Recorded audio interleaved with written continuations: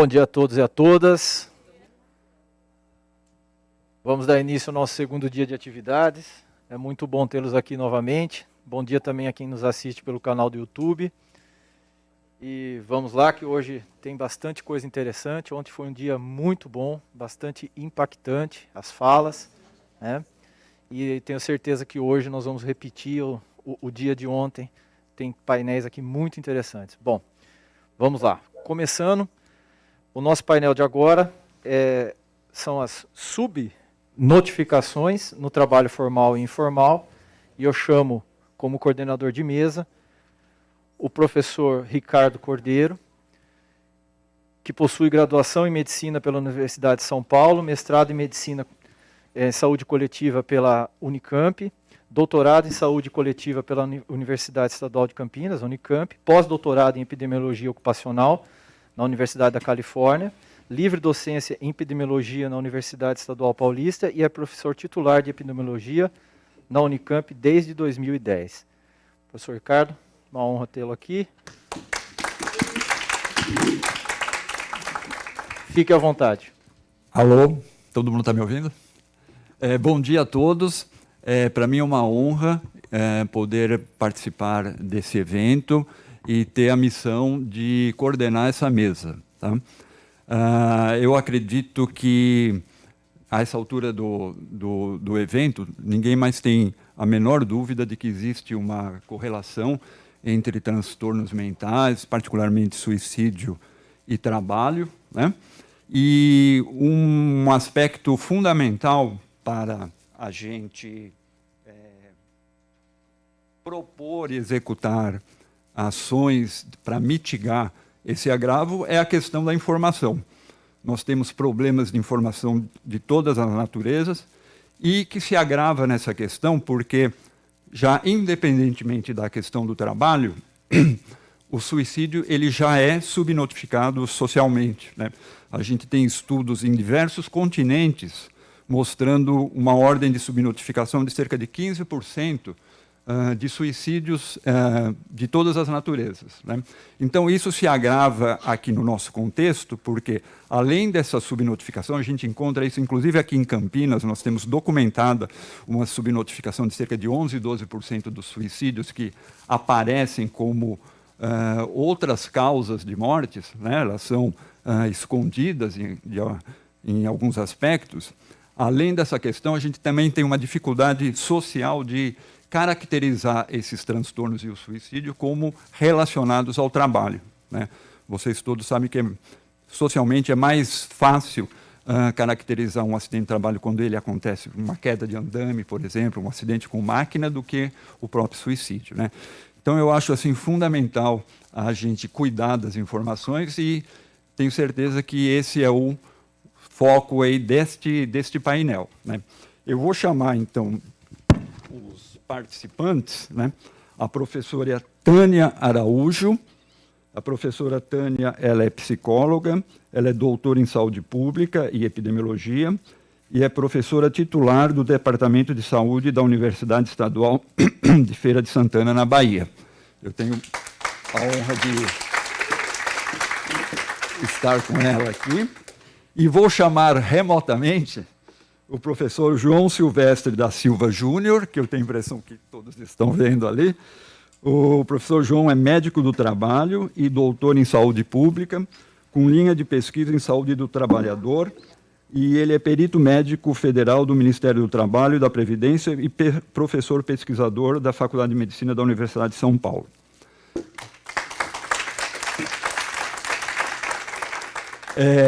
A nossa sessão, não está prevista nessa sessão perguntas. Não porque a gente não acha as perguntas e o diálogo importante, muito pelo contrário. Mas, para a dinâmica do evento e pelo exíguo tempo que nós temos até 9h15 para essa sessão, a gente resolveu privilegiar a fala dos participantes da mesa, e, ao término, a gente vai ter a continuidade do evento ainda nessa manhã e depois no período da tarde, e aí a gente vai fazer, tenho certeza, um acalorado debate. Tá? Então, eu passo a palavra para a professora Tânia, agradecendo a participação dela aqui. Bom dia a todos e todas. É um prazer estar aqui, né? Recebi esse convite de duas pessoas muito queridas, o Sérgio e a Márcia, não poderia deixar de estar aqui.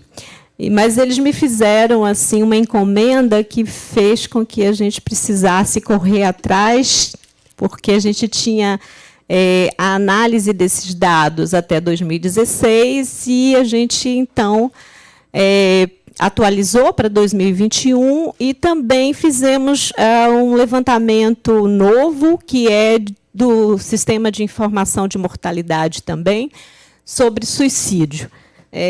Então, eu acho que eu vou me levantar. Bom, então, a ideia, como o Ricardo falou, né, da gente discutir um pouco a informação. Que informação nós temos? Então, tanto eu quanto o João, a gente vai trazer os dados disponíveis. Eu vou trabalhar com os dados né, das bases do DataSUS, do Ministério da Saúde, que é o SINAM, que é o Sistema de Notificação de Agravos, ou seja, um sistema obrigatório que a gente tem de notificar um conjunto de doenças que são monitoradas, e o Sistema de Informação de Mortalidade, o SIM. Tá? Então, a ideia é... Está funcionando? É discutir um pouco o perfil, que dados a gente tem no Brasil sobre esses agravos. Então, esses dados foram trabalhados por um querido aluno de doutorado, o Tarcísio, que organizou essas informações para a gente. Então, eu queria iniciar, falar um pouco, né, dessa categoria chamada transtornos mentais relacionados ao trabalho, e também para dizer a importância desse evento, para a gente poder pensar um pouco esses transtornos no nível nacional, né? Então, apesar, né, desses agravos, eles foram incorporados, como vocês podem ver aí. Então, o SINAM é o Sistema de Notificação Nacional, né, notificação de agravos. Então, conforme eu disse, existem doenças que são desde o nível local, de notificação obrigatória, até o nível internacional. Então, existem essas listas de acompanhamento. E, felizmente, em 2006, a gente conseguiu que um grupo chamado Agravos Relacionados ao Trabalho, eles fossem incorporados, então, a esse Sistema Nacional de Notificação de Doença, né? Mas, diferentemente da maior parte das doenças que estão nessa lista, a gente não tem, por exemplo, protocolos ou diretrizes nacionais para organizar essa informação. Então, cada local acabou fazendo do seu jeito, né? Adicionalmente, a gente vai ver daqui a pouco, inclusive, recentemente, a gente teve uma ampliação da lista. Mas a lista, quando ela foi criada para incorporação, ela praticamente restringia esses dados àqueles transtornos, né, relacionados a eventos, né, traumáticos. Então, isso, hoje não, hoje está uma lista ampla, entra todo o F, né, toda a parte do CID, que é de transtornos mentais, e inclui também alcoolismo, burnout. Então, a gente está com uma lista mais robusta. E a outra iniciativa que a gente teve foi, em 2014, que o Centro de Saúde do Trabalhador da Bahia, né, da CESAB, organizou um protocolo aí de atenção à saúde mental e trabalho. De qualquer forma, é uma coisa que ocorreu na Bahia. Então, uma coisa que a gente carece muito no Brasil é de a gente pensar, né, em fazer alguns aspectos relacionados ao monitoramento e à vigilância dos transtornos que seja nacional, né? Então, daí essa iniciativa aqui do pessoal de Campinas e do Ministério Público, ele é importante porque, quem sabe, a gente pode puxar daqui, não é? Essa perspectiva da gente ter digamos assim, formas de procedimento que seja nacional. Em 2017, o Ministério da Saúde organizou um grupo de trabalho, né, do qual eu fiz parte, e a gente chegou a elaborar essas diretrizes aí de vigilância e atenção, né, à saúde mental, só que o documento ainda está esperando para ser publicado, né, desde 2017. Então, a gente não precisa dizer dessa dificuldade que a gente tem tido, né? Bom, aí é a ficha, né, do qual virão as informações que a gente vai apresentar aqui. Então, conforme eu disse, recentemente a gente teve essa mudança, uma abrangência maior, né, não somente aqueles relacionados à situação traumática. Uma coisa que eu chamaria a atenção é que a gente não está aqui com um protocolo só de preenchimento dessa ficha, não de como, né, identificar um transtorno, mas informações fundamentais nessa ficha, elas não são de caráter obrigatório, elas são de preenchimento essencial. Olha que nome interessante. Então, informações importantes, como, por exemplo, né, a própria ocupação ou o setor da economia, a gente tem uma perda muito grande de informação. Isso seria muito importante, porque não é só registrar o caso, é saber de onde o caso vem para a gente poder intervir sobre isso. Então, a gente tem essas dificuldades. Bom, aí são os dados, né, que eu falei para vocês. Então, claro que aqui a gente tem um viés chamado de informação, né? Quando você começa a notificar, há uma tendência que realmente você vá havendo um aumento de casos, que a gente chama de um aumento artificial, porque, na verdade, ele é feito da notificação e não da ocorrência do caso.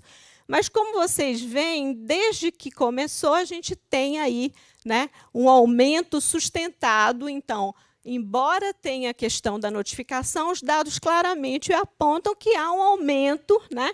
E a gente pode ver aqui, ó, nesses 4 anos, de 77%, no seguinte, de 101%, de 50%.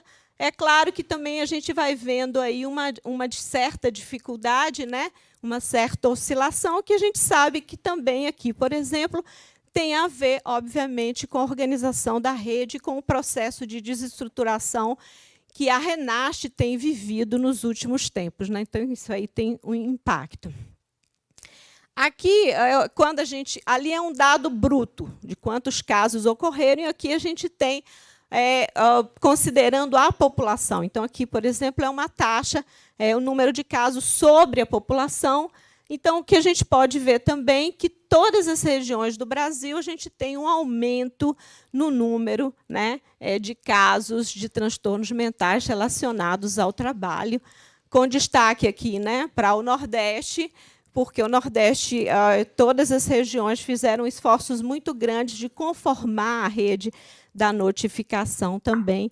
Então, conforme eu falei, isso vai ser sempre um diálogo para a gente, entre, né, os casos crescendo, mas também, quando a gente organiza a rede para notificar, a gente vai conseguindo também dar maior visibilidade a isso aí. Então, aqui é um dado dos casos, né, distribuídos pelos estados. Então, claro que, conforme eu falei, aí a gente está trabalhando também, né? São Paulo tem a maior base, digamos assim, número de trabalhadores, então ela acaba tendo uma participação mais importante aí do ponto de vista da distribuição dos casos, né? Seguido por Minas Gerais, Rio Grande do Norte, Bahia.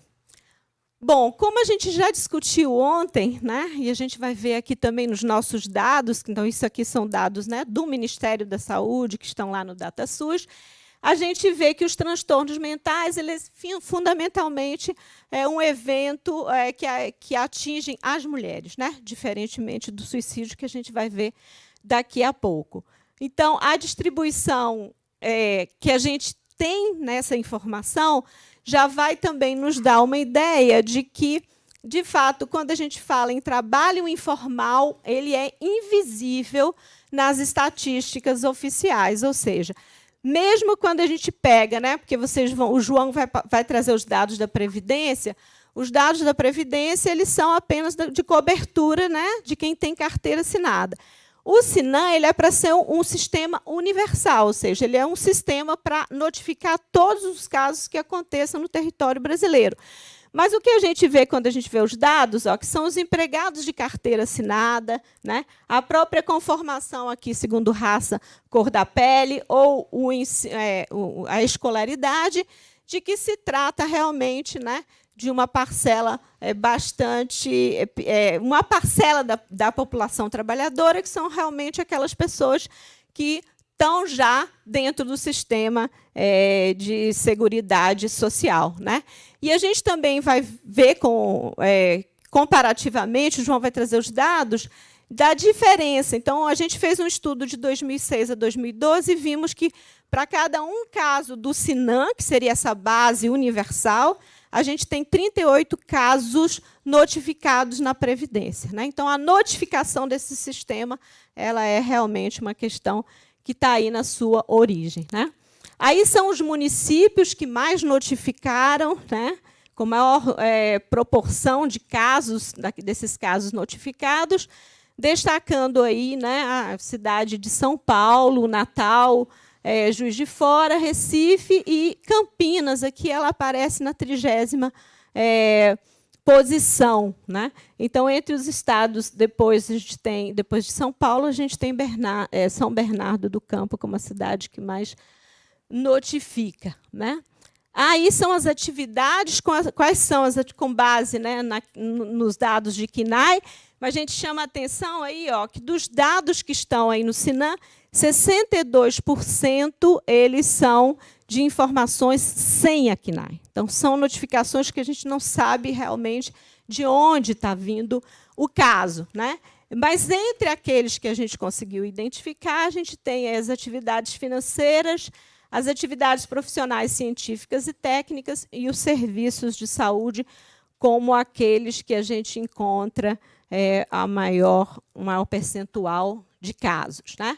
Quando a gente olha somente a ocupação, né, e, de novo, sempre a gente vai lidar com uma parte dos dados, porque a gente não tem informação, a gente tem aí o grande destaque, né, para os trabalhadores de enfermagem, principalmente nesse último período, os professores, os motoristas e os gerentes bancários, que foram aquelas categorias também que a gente viu aí ontem. Bom, entre os tipos de transtorno que a gente tem, a gente, né, vai ter uma predominância aí dos transtornos do humor e os transtornos neuróticos, né, relacionados ao estresse pós-traumático. Conforme eu falei, isso aqui também são de fato aqueles mais comuns, mas a gente tem aí também a questão de que a ficha ela indicava, né, a notificação desses tipos de agravio, porque eles têm um evento específico que é um trauma e que, portanto, acaba facilitando, digamos assim, a notificação. Ricardo, você me avisa com 5 minutos para eu saber se... Já só falta 3?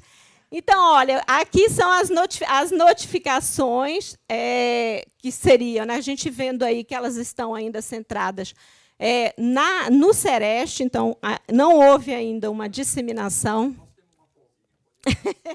Nós temos digamos assim, o Sereste que ainda é o notificador, né? A atenção primária ainda não entrou aí. Aqui, para a gente ver que, de fato, eles têm onde tem um caso, a gente vai encontrando outros casos. Eu vou passar aqui, mas só para dizer que a maioria realmente ela implicou numa incapacidade temporária, em afastamento do trabalho. Então, basicamente, esses são os dados gerais em relação aos transtornos mentais. Aqui, em relação ao suicídio, né? Então, o Brasil ele ocupa a 15ª posição, mas, na verdade, ele é aquele segundo em termos de números brutos, né? Aqui são dados que a gente tem informando que, realmente, o suicídio ele é um problema mundial, né? Que ele vai crescendo a cada tempo. E aqui são dados, acho que esse aqui que são os dados que mais nos interessam. Será que é porque está comendo? Este dado. Este dado que é o novinho que a gente acabou de obter, né? Então, em 2020, a gente teve 144 mil óbitos, sendo que 12 deles foram... A gente não tem dados relacionados ao trabalho, mas pela faixa produtiva, a gente, então, avaliou aí, né, que a gente tinha 12 mil homicídios, sendo que 11 mil deles eram de pessoas que estariam, de alguma forma, em atividade, né? Dessas, a gente conseguiu a CBO de 8 mil, e aí a gente vê aquela inversão que a gente observou, né, que 77% dos casos são entre homens, sendo, então, a taxa, né, de ocorrência de 8 a cada 100 mil, em relação às mulheres, de 2,3 a cada 100 mil. O enforcamento, estrangulamento e sufocação são as formas mais utilizadas. E quando a gente olha separadamente os trabalhadores, os da agro, né, quem está envolvido no agronegócio, representou 18% dos casos. Depois, os trabalhadores fabris e das indústrias, trabalhadores das forças nacionais e de segurança, da saúde e da educação. Então, essas são as categorias. E aí vocês têm os números brutos, né? Veja que os trabalhadores rurais realmente eles precisam de um olhar mais próximo para da gente. Aí são os dados, né, que nos chamam a atenção, que Campinas ela é a primeira cidade do interior do Brasil, né, fora as capitais, que tiveram o maior número de óbitos, né, devido ao suicídio em 2020. Então, realmente, bastante apropriado aí a gente está discutindo isso. E eu queria agora, para encerrar, trazer, porque são 2 slides que estão aparecendo aqui na mesma... isso. Que eu queria trazer para vocês dois conceitos importantes para além dos transtornos mentais e do suicídio. São essa ideia que a gente tem, né, de trabalhar não com o suicídio, mas com esse conceito de suicidamento, né? Ou seja, ele não é um ato da vontade do indivíduo, mas ele é um ato que vai contextualizando o indivíduo para poder, né, levar essa situação trágica. E o que a gente tem também trabalhado bastante em várias áreas da epidemiologia, que é o que a gente tem chamado de mortes por desespero, né? Então, eu só queria trazer essas 2 questões, acho que são conceitos para a gente aprofundar, inclusive com bastante material epidemiológico, né? Ou seja, a gente está trabalhando com esses conceitos para conectar os perfis de adoecimento e de óbito ao contexto socioeconômico. Então, a epidemiologia ela tem trabalhado bastante com isso. E aí eu trouxe esses 2 trabalhos, que é uma tese recentemente desenvolvida na Universidade Federal do Mato Grosso, sobre o agronegócio, e esse trabalho aí que eu estou trazendo, né, que faz uma questão dos robôs, mas valeria também para o contexto geral de precarização, ou seja, não é somente aquele óbito que a gente está acostumado, mas aquele óbito que vai na overdose, que vai no consumo excessivo de álcool, que vai no suicídio, que vai no aumento da mortalidade por doenças cardiovasculares. Então, agora também já terminando realmente, de que desafios a gente tem para enfrentar isso. Então, o primeiro desafio, quando a gente vai lidar com esse setor de informação, é realmente a qualidade da informação. Então, aqui, para vocês verem, né, que a gente, para todas as variáveis, a gente tem um percentual. O Ricardo começou falando sobre isso. Então, o nosso dilema é também de... você coloca aí aqui a última, desafios, que eu não estou conseguindo aqui. Bom, então, quais seriam os nossos desafios, além da qualidade da informação? Primeiro, essa questão da invisibilidade do trabalho informal, né?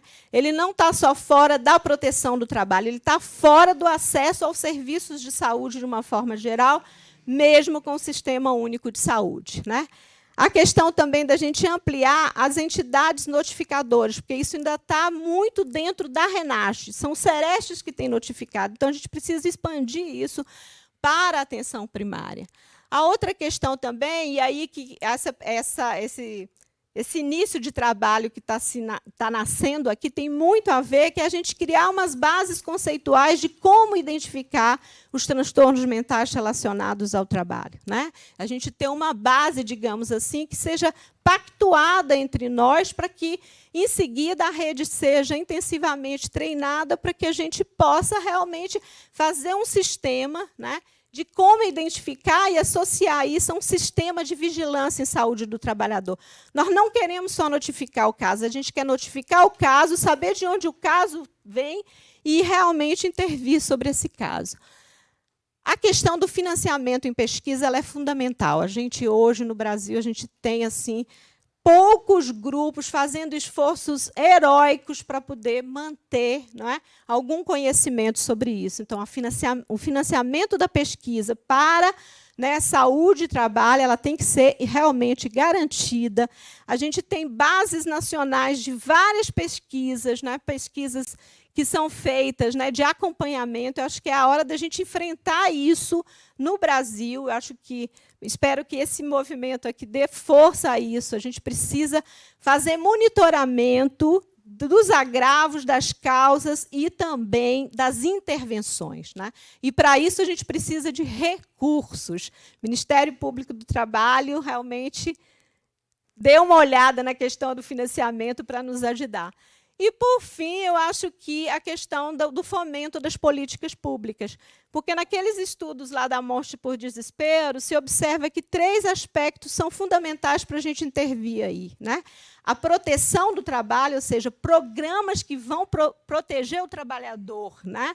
Quando a gente vai ter mudanças no processo produtivo que vai reduzir os postos, então, o Estado ele tem que dar esses programas, né, de apoio. A questão da regulação do trabalho, que trabalho a gente vai tolerar numa determinada sociedade, e a própria situação também de acesso à medicação, né? A gente precisa também cuidar disso, né, porque hoje a gente adota ir ao psiquiatra e prescrever como o tratamento padrão, e a gente precisa também repensar isso. Obrigada pela tolerância, Ricardo.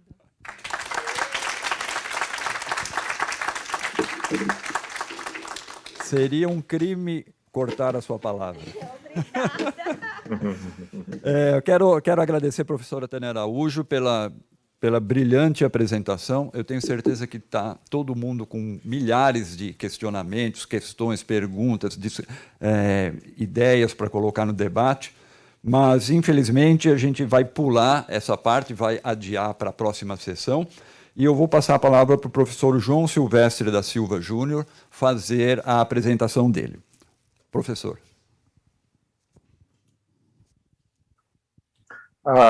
Bom dia, pessoal. Inicialmente, queria agradecer e parabenizar a professora Márcia Bandini, professor Sérgio De Luca, pela organização do seminário e os frutos que vão vir a partir dessa discussão. Como a professora Tânia acabou de falar, a gente precisa fomentar a pesquisa, falar sobre as temáticas que são relevantes para o nosso contexto, para a nossa sociedade.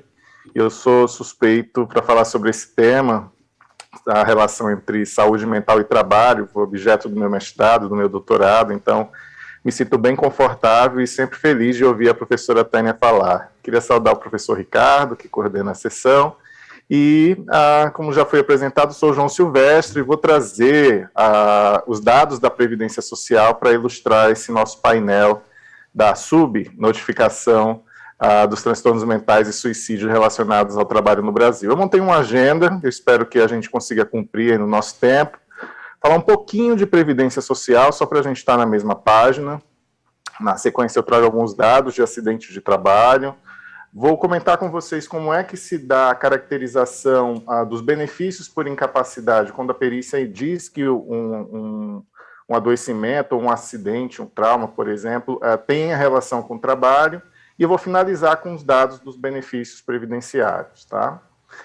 Nesse sentido, é bom a gente lembrar que a Previdência Social é um direito social, está na Constituição de 88, e ela faz parte do corpo dos direitos de seguridade social, que é onde está a saúde, a assistência social e a previdência, sendo que esses direitos, né, da seguridade social, a previdência é único que ele depende de uma contribuição, então tem um status aí é muito importante, porque a nossa previdência é pública e a sustentabilidade da previdência ela depende também da questão da contribuição, né? E quando a gente tem, então, um aumento de concessão de benefícios ou benefícios que são mais longos, isso impacta financeiramente esse sistema. E lembrar também que a Previdência Social ela compõe a nossa política nacional de segurança e saúde no trabalho e tem as suas responsabilidades, justamente de dar acesso ao trabalhador que esteja incapaz de executar o seu trabalho habitual, meios de sobreviver.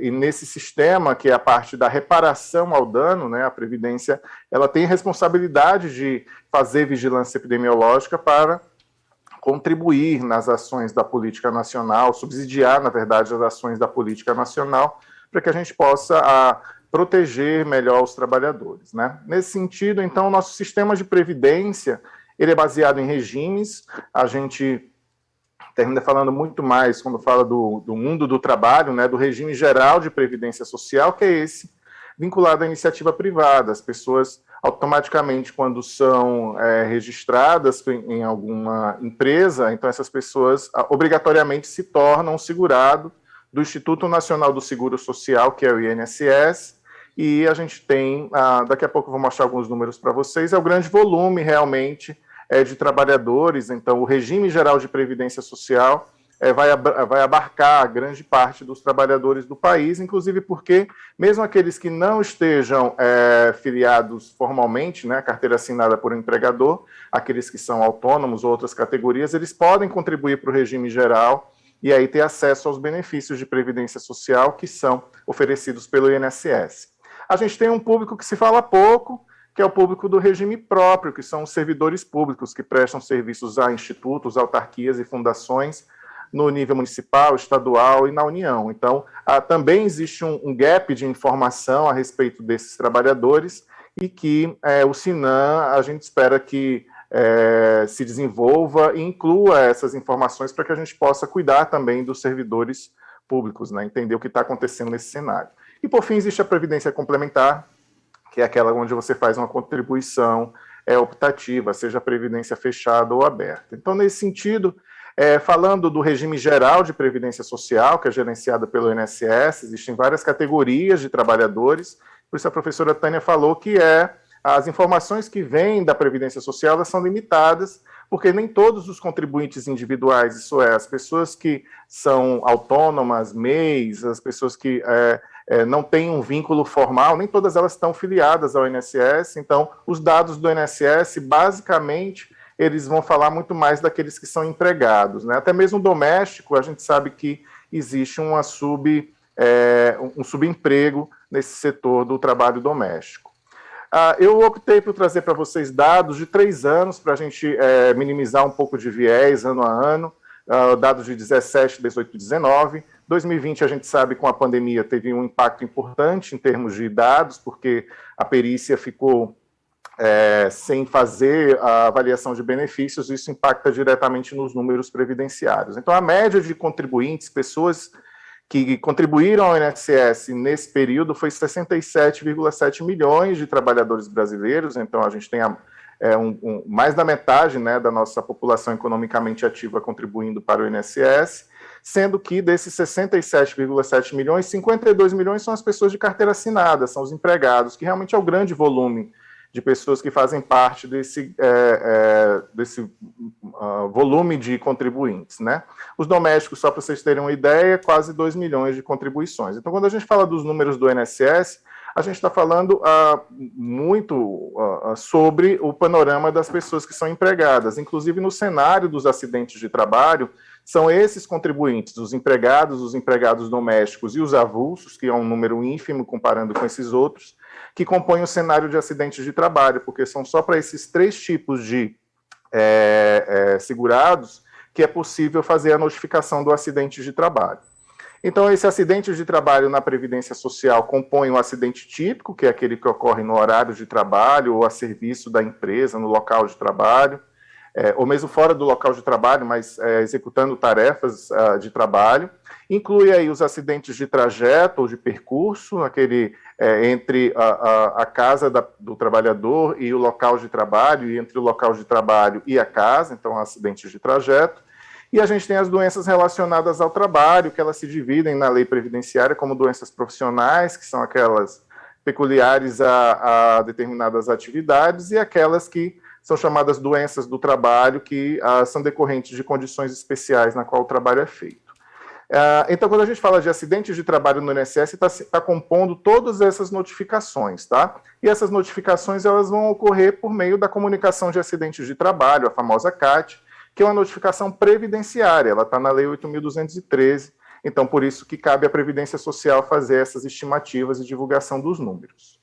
Falando em números, então os dados que eu coletei essa semana de informações sobre 2017 e 2019, a gente teve notificados no Brasil mais de 575 mil acidentes de trabalho, a média, né, desse período, sendo principalmente as causas externas, lesões, envenenamentos e algumas outras causas ou consequências, compondo 70%, quase 71% dos motivos de acidentes de trabalho.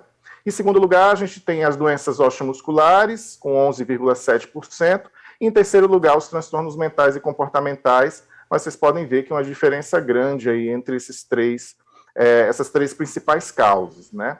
E aí a gente vai desdobrar um pouco mais esses dados sobre os acidentes de trabalho, os transtornos mentais por acidentes de trabalho, um pouquinho mais à frente. Antes disso, eu queria comentar com vocês a questão do acidente de trabalho fatal, que infelizmente a qualidade da informação que o INSS permite ser divulgado, inclusive estou trazendo aqui para vocês alguns dados do Observatório de Segurança e Saúde no Trabalho, que é uma iniciativa do próprio Ministério Público do Trabalho, mas também alguns dados do Anuário Estatístico de Previdência Social, dados sobre acidentes de trabalho com óbito nesse período de 2017 a 2019 são a menor quantidade de casos nessa série histórica que vai aqui desde 2008, se eu não me engano.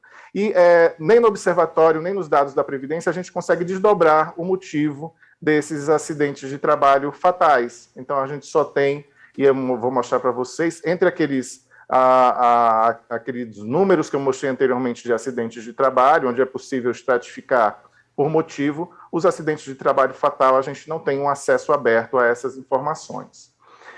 Então, o acidente de trabalho nem sempre afasta a pessoa do trabalho, né? Existe o acidente de trabalho sem afastamento, mas muitos casos vão gerar incapacidade para o trabalho, e aí a gente tem incapacidade que vai ser de curta duração, que na nossa lei é estabelecido pelos 15 dias, que o empregador tem que cobrir, né, o atestado até 15 dias, e quando ultrapassa dos 15 dias, vai para o afastamento de longa duração, e a pessoa vai ter que requerer um benefício previdenciário. E aí, nesse sentido, esse benefício previdenciário pode ser transformado posteriormente numa aposentadoria, a antiga aposentadoria por invalidez, mas sempre antes de uma aposentadoria vai existir um benefício de auxílio. E aí, essa incapacidade laborativa, que é a impossibilidade de desempenho, né, das atividades cotidianas, das tarefas cotidianas inerentes a um cargo ou função, vai ser considerado um benefício do tipo auxílio, quando existe uma perspectiva de recuperação, então auxílio por incapacidade temporária, que é o antigo auxílio-doença. A gente tem as aposentadorias por incapacidade, quando ela é considerada permanente, que é a antiga aposentadoria por invalidez, e, obviamente, quando a pessoa morre, existe a possibilidade dos seus dependentes solicitarem uma pensão por morte. Cada um desses benefícios, eles podem ser do que a gente chama espécies ou previdenciária ou acidentária. Isso é, quando um auxílio temporário é concedido, a perícia vai analisar se essa doença ou agravo que justificou a incapacidade, se ela não teve relação com o trabalho, então seria categorizado como um auxílio previdenciário, mas se houve algum reconhecimento da relação daquele adoecimento, daquele acidente com o trabalho executado pela pessoa, então vai ser estabelecido um auxílio acidentário. Da mesma forma, a aposentadoria pode ser previdenciária ou acidentária, e a pensão por morte pode ser previdenciária ou acidentária. E aí, só para ilustrar para vocês, as pensões por morte, por acidentes de trabalho, elas são ínfimas, vamos dizer assim, a caracterização do acidente de trabalho fatal, vamos dizer, com concessão da pensão por morte, até porque muitas das pessoas dos trabalhadores que morrem em virtude de exposições e ocorrências no trabalho, os familiares podem não ter, pode ser que não tenha um familiar que requeira esse benefício, pode ser que a família não saiba que existe o direito ao benefício, ou pode até mesmo ser que não haja o reconhecimento de que o motivo daquela morte tem a relação com o trabalho.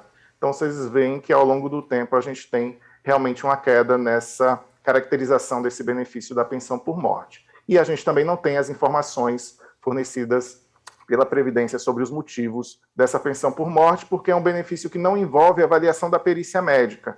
Então, a pessoa só comprova que houve o falecimento da pessoa que seria o responsável financeiro, né, pela casa, e sendo comprovada essa relação de dependência, então é concedido o benefício. Então, esse benefício da pensão por morte, a gente não consegue estratificar o motivo dessa pensão por morte, que limita muito a nossa discussão sobre os suicídios, as pensões por morte acidentária decorrentes de suicídio, porque a gente não tem como estratificar esse dado. Então, como é que é feita a caracterização acidentária, né, dos benefícios? A perícia médica ela tem 3 formas de fazer a caracterização de um caso como sendo relacionado ao trabalho, que é a aplicação do chamado nexo técnico previdenciário. Esse nexo pode ser chamado individual, quando a gente tem, então, o reconhecimento de uma doença equiparada a acidentes de trabalho, e, basicamente, é a história que o trabalhador conta quando ele apresenta uma comunicação de acidentes de trabalho na perícia. Então, o perito se convence, por meio da história, por meio dos documentais, de que aquele é um caso de acidentes de trabalho.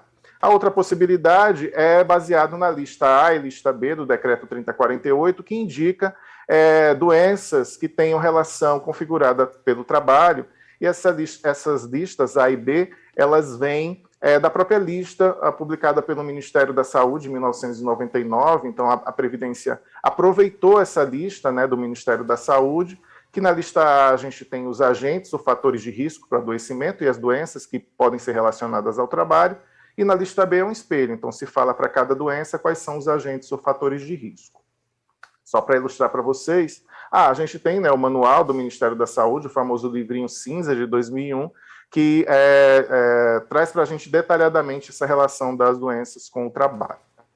E aí, só para ilustrar para vocês, em relação a transtornos mentais e comportamentais, o episódio depressivo, o F32, né, que é um importante motivo de incapacidade no Brasil, só tem no decreto 3048 a relação dele com exposições a produtos químicos no trabalho. Não se tem discussão sobre organização de trabalho ou outros componentes que a gente já sabe atualmente que impactam a saúde dos trabalhadores e agravam casos de adoecimento mental. Então, só para lembrar, a professora Tânia citou na apresentação dela, que essa lista que é do INSS vem da lista do Ministério da Saúde. A gente trabalhou na atualização da lista do Ministério da Saúde, foi publicado em 2020, inclusive com o aumento, né, do reconhecimento de outros agentes ou fatores de risco no trabalho para os transtornos mentais e comportamentais, e essa lista foi publicada, no dia seguinte foi revogada. Então, hoje em dia a lista vigente é de 99, tanto para o Ministério da Saúde quanto para a Previdência Social, mas alguns estados, como a Bahia e o Espírito Santo, acolheram, então, para fins de vigilância em saúde, a atualização 2020 da lista de doenças relacionadas ao trabalho. Então, essa lista é utilizada pela Previdência, sim. O sistema da perícia diz, olha, João, é uma exposição, é um quadro de depressão, mas há, pelo KNAI dessa empresa, uma exposição a mercúrio. Você configura uma depressão relacionada ao trabalho, sim ou não? E, por fim, considerando que essas duas formas de estabelecer o nexo, né, o benefício como acidentário, eles não tinham, foi reconhecido que não existia uma efetividade no reconhecimento, então a subnotificação existia, foi criado implantado a partir de 2007, então, o nexo técnico epidemiológico previdenciário.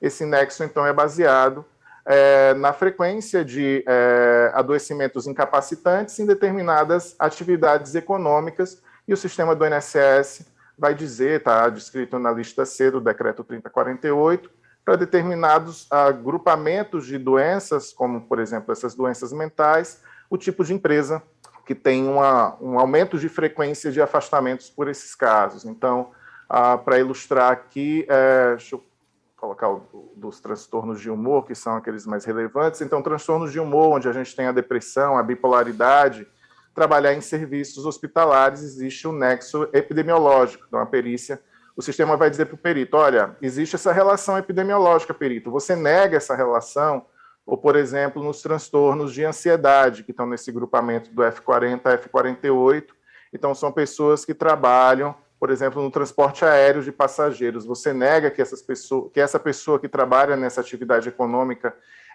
não tem um quadro de ansiedade relacionado ao trabalho? Então, essa é a forma como a perícia categoriza, então, as espécies acidentárias.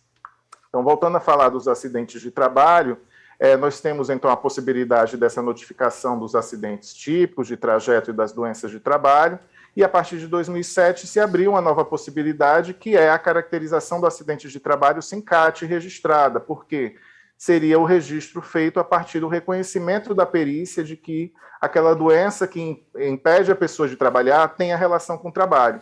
Então, claramente, essa informação mostra para a gente uma subnotificação do registro de CAT. Se essas pessoas têm uma doença ou um agravo relacionado ao trabalho, a CAT já deveria ter sido emitida, né? Então, a perícia ela tenta suprir essa subnotificação, e eu vou mostrar alguns dados para vocês de subnotificação. Então, por exemplo, em relação às causas externas, essa subnotificação seria de cerca de 10%, de uma maneira geral, desculpa, os acidentes de trabalho sem CAT emitida, 17,6%, entre as causas externas, 10,9%, entre as doenças do sistema osteomuscular, 52%, e entre os transtornos mentais, 54,5%. Então, de acidentes de trabalho que foram por conta da perícia, caracterizado pela perícia e sem CAT. Só em termos comparativos, o principal motivo de acidente de trabalho, de doença, né, como acidente de trabalho no Brasil, são as dores nas costas, as dorsalgias, e entre os transtornos mentais, então, reação ao estresse grave, transtorno de ansiedade, episódio depressivo. Trouxe para vocês alguns dados sobre suicídio. Então, suicídio, a gente teve 556 casos de suicídio que houve emissão de CAT, tá? Desculpa, que houve notificação como acidente de trabalho, e aí a gente tem toda a categoria do que é suicídio, então, por ingesta de substâncias, a questão do suicídio por enforcamento, como a professora Tânia já citou, disparo de arma de fogo, por precipitação de lugar elevado. Então, essa categoria X60, X84 fala dessa situação. E eu trouxe também para vocês os dados sobre o famoso burnout, que é o esgotamento, apenas 753 notificações de acidentes de trabalho, sendo que essas notificações, por conta da perícia, o caso da depressão, 84,3% dependeu do que a perícia reconhecesse a depressão como relacionada ao trabalho, ou seja, só 15% foi uma notificação de CAT de uma depressão relacionada ao trabalho.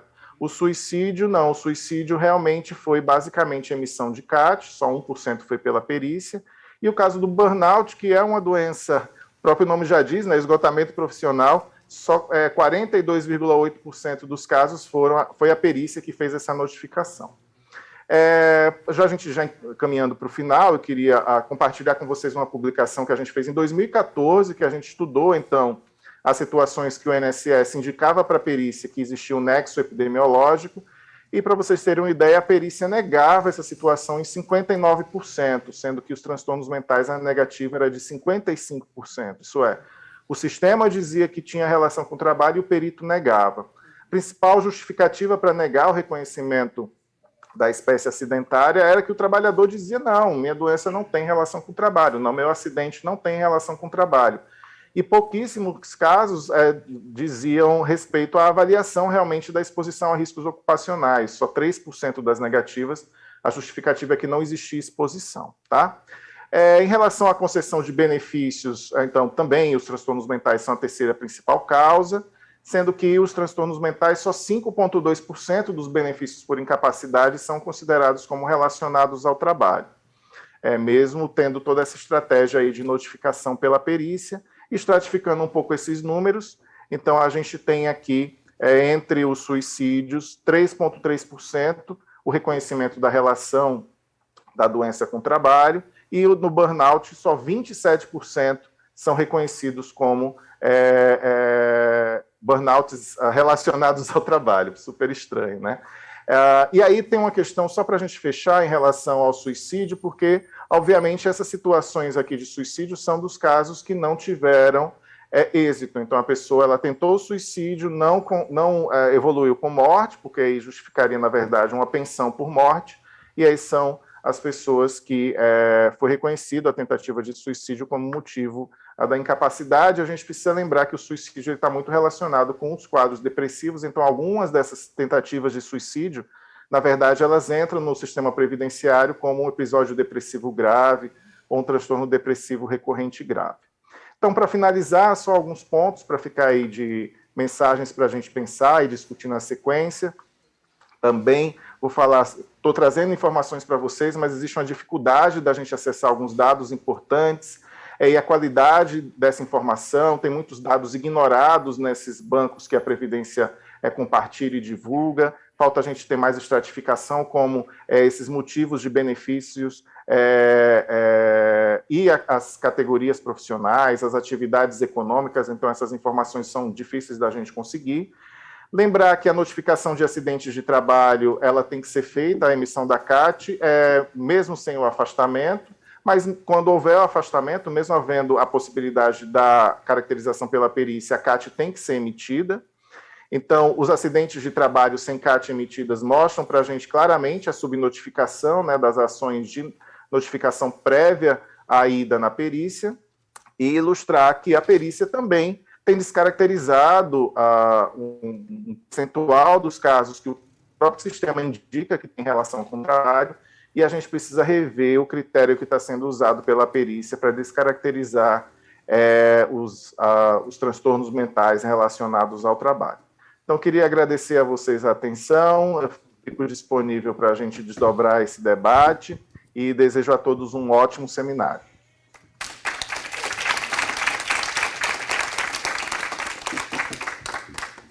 Quero agradecer ao professor João Silvestre da Silva Júnior pela apresentação que ilustrou os dados aqui que vocês tiveram acesso, e agradecer a organização do evento, o professor Sérgio, a professora Márcia, o doutor Mário, e encerrar aqui a sessão e convidar todos à continuidade aqui no evento. Muito obrigado.